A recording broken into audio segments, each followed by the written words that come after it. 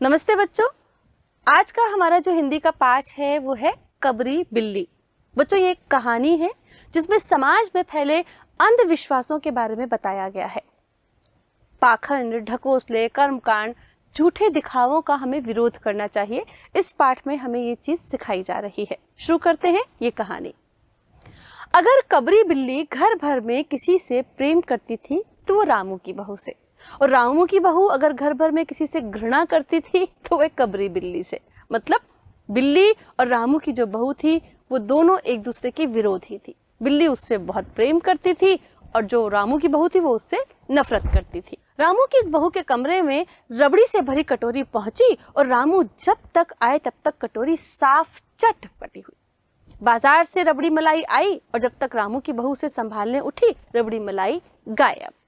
एक दिन रामू की बहू ने रामू के लिए खीर बनाई। खीर ठंडी होने के लिए रख दी और वह कुछ करने लगी। जब लौटी तो क्या देखती है कि कांच का प्याला टुकड़े टुकड़े और खीर फर्श पर, और बिल्ली डट कर खीर उड़ा रही है। रामू की बहू को देखते ही कबरी वहां से चंपत। मतलब रामू की बहू उस बिल्ली से इतनी परेशान थी कि वो जो कुछ भी खाने का सामान घर में रखती सारा का सारा बिल्ली चट कर जाती थी। कभी खीर, कभी रबड़ी मलाई, कभी कुछ। तो इसलिए रामू की बहू को वो बिल्ली बिल्कुल भी पसंद नहीं थी। और तो और जब रामू की बहू बिल्ली को देखती तो बिल्ली वहां से तुरंत चंपत 9 तो 11 हो जाती थी।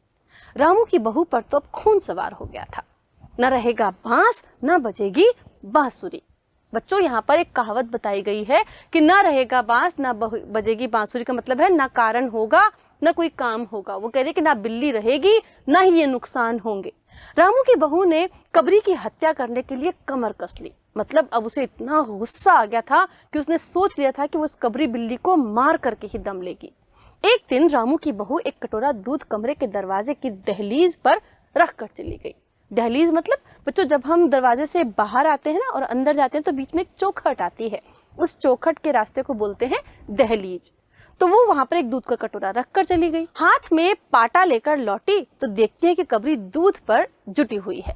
मौका हाथ में आ गया। सारा बल लगाकर पाटा उसने बिल्ली पर पटक दिया। कबरी न हिली, न डुली, न चौंकी, न चिल्लाई, बस एकदम उलट गई। मतलब जब तक वो दूध वहां पर रख के गई और एक पाटा लेकर के आई, पाटा मतलब लकड़ी का एक फंटा या पट्टा था, वो उठाकर लाती, तब तक बिल्ली ने दूध पीना शुरू कर दिया। उसे देखकर रामू की बहू को बहुत गुस्सा आया। उसने कहा आज तो मौका है, इसका काम तमाम ही कर दो। तो जो पाटा था ना लकड़ी का उसके हाथ में, उसने जोर से उठाकर पूरी ताकत लगाकर बिल्ली के ऊपर दे मारा। और जैसे वो पाटा उस पर लगा, बिल्ली वहीं पर धड़ाम चित्त, बिल्कुल ना हिली, ना डुली, ना चीखी, ना चिल्लाई, बस ऐसे एकदम अपने आप को उलटकर पड़ गई वहां पर। आवाज सुनकर सभी घटना स्थल पर उपस्थित हो गए। अब जब पाटा इतनी जोर से मारा तो उसकी आवाज तो होगी ना बच्चों।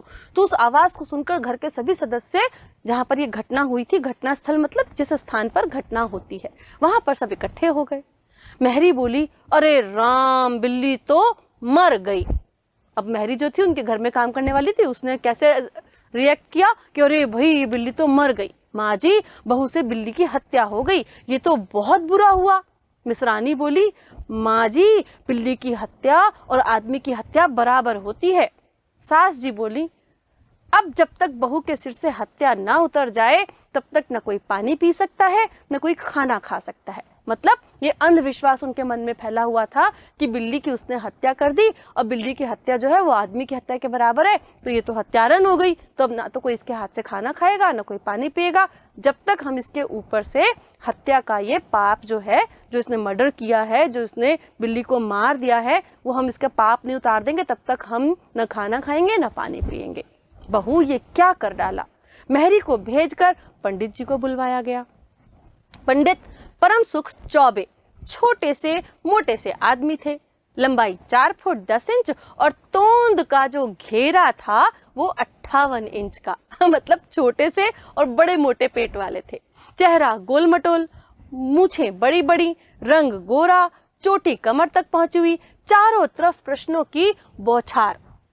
और रामू की बहू सिर झुकाए बैठी थी। मतलब अब उससे कांड तो हो गया था, अब उसने ये काम तो कर दिया था कि उसने बिल्ली को मार दिया। अब वो बेचारी सिर झुकाकर बैठी हुई थी। जो भी आता उससे तरह तरह के प्रश्न करता, क्यों किया, कैसे किया, मत करती, अरे इतना गुस्सा थोड़ी होता है। सब लोग उस पर तरह तरह के प्रश्न पूछ रहे थे।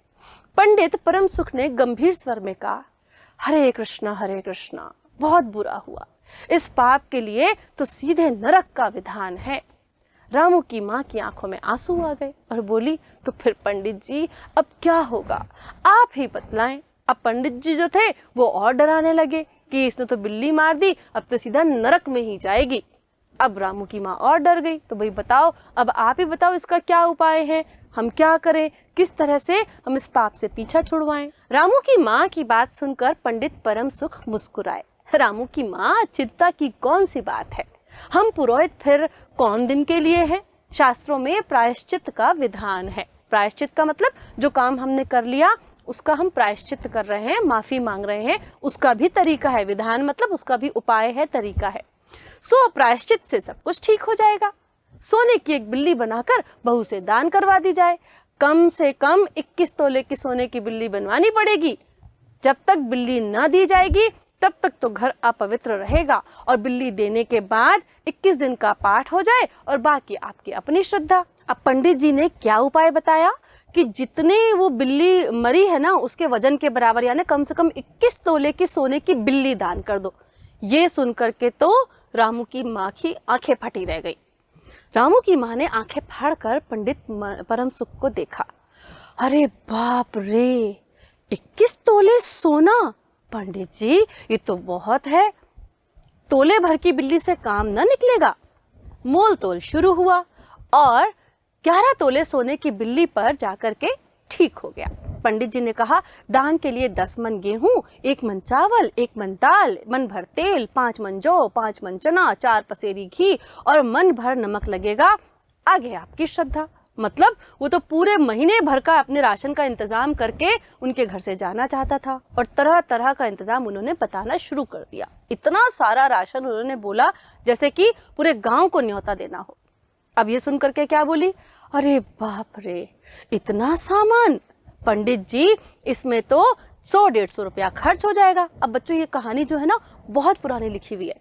तब 100-150 रुपया भी 1000 से भी ज्यादा हुआ करता था। 1000 से भी ज्यादा कीमत हुआ करती थी उन पैसों की।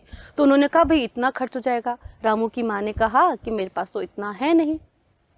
पंडित जी बोले, ये तो प्रायश्चित है, कोई हंसी खेल थोड़े ही है, आप लोग ऐसे वैसे थोड़े हैं। 100-150 रुपया तो आप लोगों के हाथ का मैल है। उन्होंने कहा, रामू की माँ, एक तरफ तो बहू के लिए कुंभी पाक नरक है। कुंभी पाक नरक मतलब बच्चों ये डराने के लिए बोलते थे, बहुत भारी नरक जहाँ पर बहुत बड़ी बड़ी सजाएं मिला करती हैं मृत्यु के बाद। और दूसरी तरफ तुम्हारा अपना थोड़ा सा खर्च है जो उससे मुंह ना मोड़ो। फिर जरा बिगड़ते हुए बोले, अगर तुम्हें अखरता हो तो ना करो, मैं चला। मतलब अब जब रामू की माँ ने कहा कि इतना सामान आप बता रहे हो, इतना सामान कोई लगता है क्या बिल्ली के मरने पर, तो उसे गुस्सा आ गया। पंडित जी बोलते, कराना है तो कराओ वरना मैं तो चला। इतना कहकर पंडित जी ने पोथी पूजा पत्रा जो था वो बटोर लिया। रामू की माँ ने पंडित जी के पैर पकड़े और पंडित जी ने अब जमकर आसन जमाया। मतलब जैसे ही वो उठकर चलने लगे रामू की माँ घबरा गई। उन्होंने उनके पैर पकड़ लिए, कह रहे नहीं नहीं पंडित जी आप नाराज मत हो, आप आराम से बैठो, अभी सोचते हैं कुछ क्या करना है। पंडित जी फिर से आसन जमाकर वहां पर बैठ गए। 21 दिन के पाठ के 21 रुपए और 21 दिन तक दोनों वक्त का 5-5 ब्राह्मणों को भोजन करवाना पड़ेगा। कुछ रुककर पंडित परम सुख ने कहा, इसकी चिंता ना करो, मैं अकेले दोनों समय भोजन कर लूंगा और मेरे अकेले के भोजन से 5 ब्राह्मणों के भोजन का फल मिल जाएगा। अब क्या था, सब कुछ वो खुद ही लेना चाहता था कि 5 ब्राह्मण बाहर से मत बुलाओ, मैं ही दोनों टाइम तुम्हारे यहाँ खाना खा लूंगा।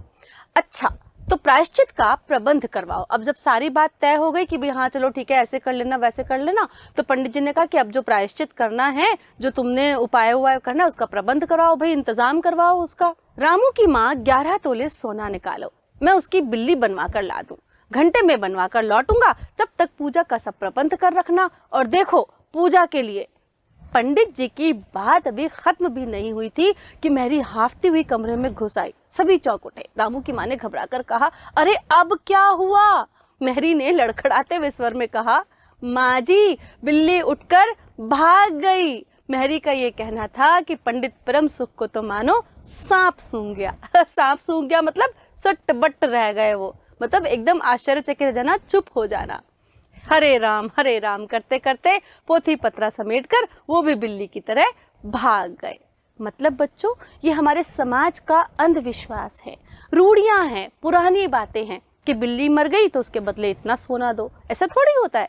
तो हमें भी अपने आसपास जो अंधविश्वास हैं उन्हें तोड़ना है। जो बात जायज़ है, जो तर्क पर खरी उतरती है, उसी के अनुसार हमारा भी व्यवहार होना चाहिए। अंधविश्वासों पर हमें बिल्कुल भी विश्वास नहीं करना चाहिए।